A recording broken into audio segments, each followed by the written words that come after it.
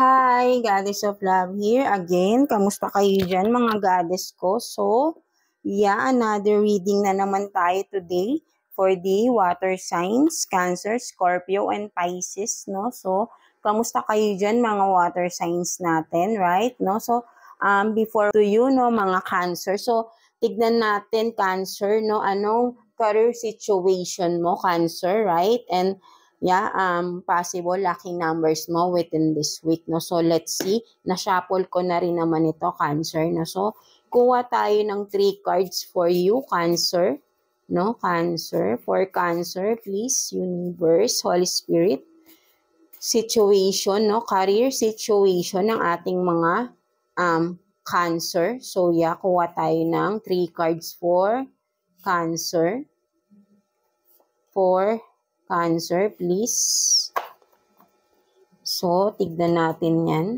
So, you have this, no, new business, career opens, no. So, for some of you, no, maybe nagbabalak na kayong magtayo ng panibagong business, no. Maybe for some of you, Cancer, mag-expand ang inyong business. Or for some of you talaga ay totally baka nag-resign na kayo sa job ninyo and then decided to have a business na lang, no? For some of you, Cancer. And then for some of you naman, baka mag-change of career kayo when it comes to job, no? Nag-apply kayo sa ibang work, no? Something like that, no? So, maraming mag-open, no? So, kumbaga ay ito, kung sinabi kasi ditong open, so, expect na magiging maganda yung result, no? For some of you na nag-a-apply ay baka for this week matatanggap na kayo, may marireceive kayong tawag, no? Kasi mag-o-open na, no? Doors are opening, no? For a new career, no? New business. So, matutuloy na, no? For some of you kung ito yung nasisense ko. So, what else? So, you are brave enough, no? Worthy, no? So, no? So, sinasabi dito, kaya mo yan, no? Kumbaga, baka for some of you na magbi-business pa lang, no? First time to have a business, huwag kayong matakot, no? So, maniwala lang kayo sa sarili nyo, no? Kayang-kaya nyo yan, no? Whatever it is, lakasan yung loob nyo, no? Sa umpisa, talagang mahirap yan. Huwag kayong mag-expect na magbo-boom, no? Always expect na yung may ups and downs kasi talaga when it comes to business, no? Kailangan lang talaga dyan ay tiyaga and of course ay hindi mag-give up, no? Something like that, no? And of course, kung may tiwala kayo sa sarili nyo, magagawa nyo yan, no? Mauumpisahan nyo yan. And eventually, kung sa tamang proseso, sa pagtsatsaga, right? Pagdadasal, magkakaroon ng progress yan, right? And then what else? Higher position, respected. So, no, for some of you, no, baka may promotion din, no? Magkakaroon ng promotion. So, this is a confirmation for you, no? For some of you, Cancer, maybe you are with, naka-line up na kayo sa mga kumaga getting a higher position sa company, no? So, meron na dito, no, for some of you ay talagang makukuha niyo yung position na gusto ninyo, no? So, maganda yung career ninyo ngayon, mga Cancer natin. So, let's see what's the possible lucky numbers for you within this week, Cancer. Or kung may color tayong makuha, no, for you. So, kuha tayo dito ng 3 cards. 3 cards for you, Cancer. Possible lucky numbers. So, 1, 2, and 3. So, let's see. So, you have this, no, number 10. So, you have 44, no, angel number 44. Baka for some of you, Cancer, lagi na rin kayo nakakita ng ganitong number, no? So, merong message ang inyong angel guides, no, mga Cancer natin. So, what else? So, you have 16, no?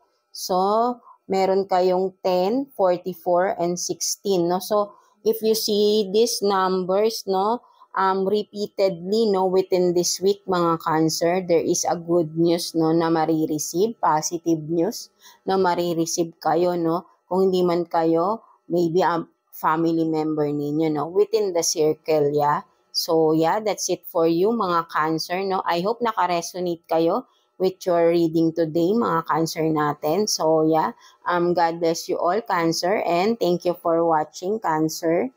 So, yeah, let's continue with you, Scorpio. So, kamusta kayo dyan, mga Scorpio natin, no? So, let's see, wait lang, ayusin lang natin. Yeah. So, let's see, no, what's your career situation ng mga Scorpio natin. So, yeah, kuha tayo ng 3 cards for you, Scorpio. 3 cards for Scorpio, please. So, 1, 2, and 3.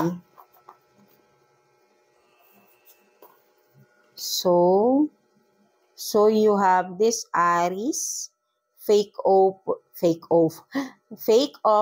dishonest, no? So, yeah, for some of you, no, bungad talaga, no? So, mga Scorpio, no, maybe you are dealing with an Aries, no? Maybe a business partner of yours, no? Or for some of you, maybe ay co-worker mo ito na fake, no?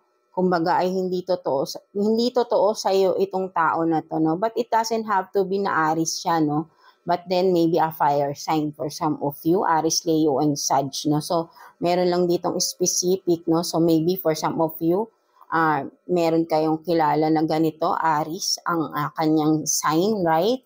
Na hindi siya totoo sa inyo, mga Scorpio, right? No, mayroon siyang kasi fake offer, no? So, bakit ka magpe-fake offer? So, maybe ay may hidden agenda itong tao na ito, right? Or meron lang talaga siyang masamang binabalak, no? Or, yeah, kasi hindi natin masabi, no? So, maybe ay, kung maybe for some of you, a business partner mo ito, kasama mo sa business, di ba? Or maybe ito talaga mismo person mo, kasi kung person mo, kasama mo sa business, right? And of course, baka co-worker mo, no? Kung sa trabaho man.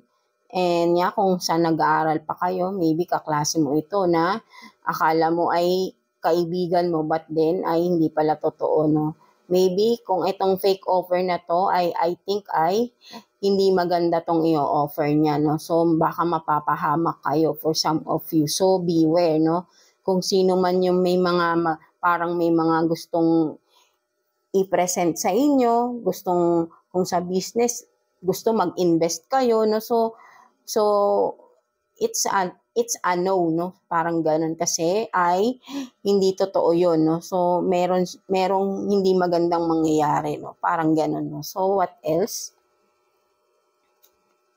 So ending brings new beginning, no? So yan, no, kumbaga for some of you may mga natapos, no? So maybe sa business ay may mga nag-close na business diyan.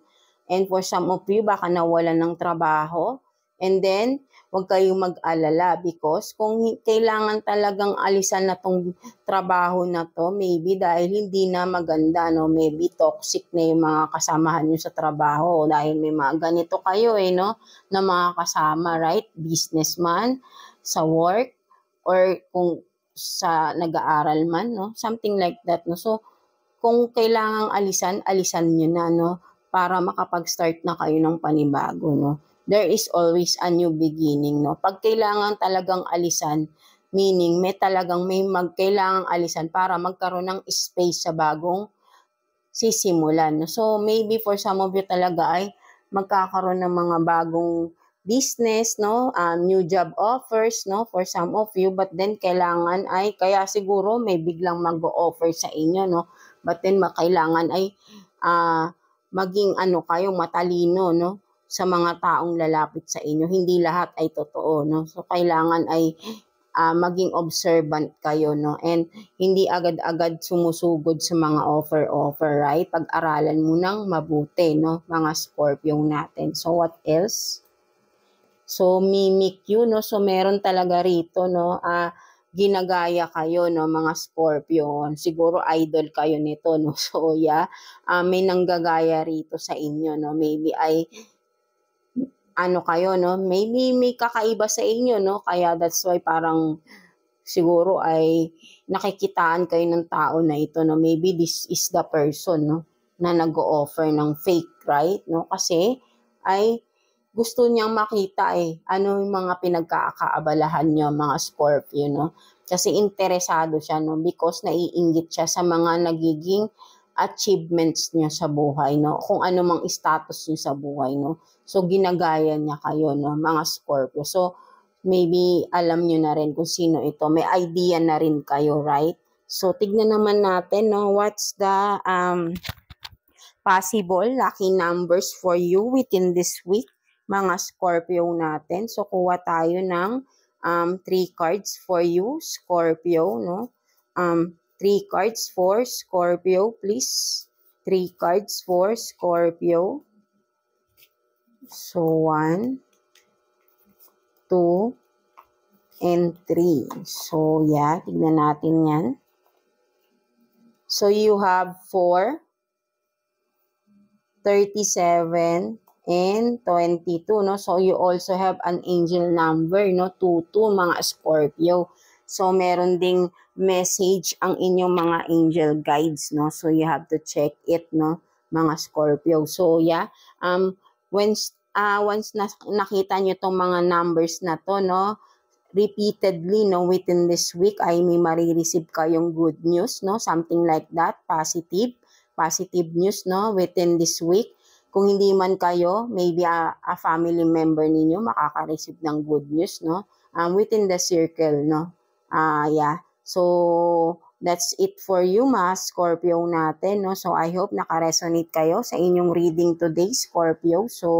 So yeah, no, God bless you all, Scorpio, and thank you for watching, Scorpio. So, yeah, no, let's continue with you, Pisces. So, kamusta kayo dyan, mga Pisces natin? So, let's see anong career situation ng mga Pisces natin. So, yeah, kuha tayo ng 3 cards for Pisces, no, please. For Pisces. 3 cards for Pisces. So, yeah. 1, 2, and 3, no? So, thank you.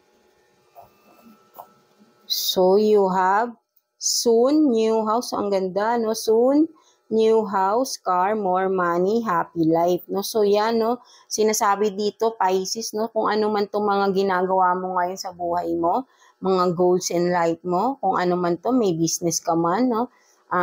Job, no? Whatever you are doing right now, no? Magbubunga na yan soon, no? At makukuha mo na rin yung mga gusto mong makuha, mga gusto mong ma-achieve, no? Mga gusto mong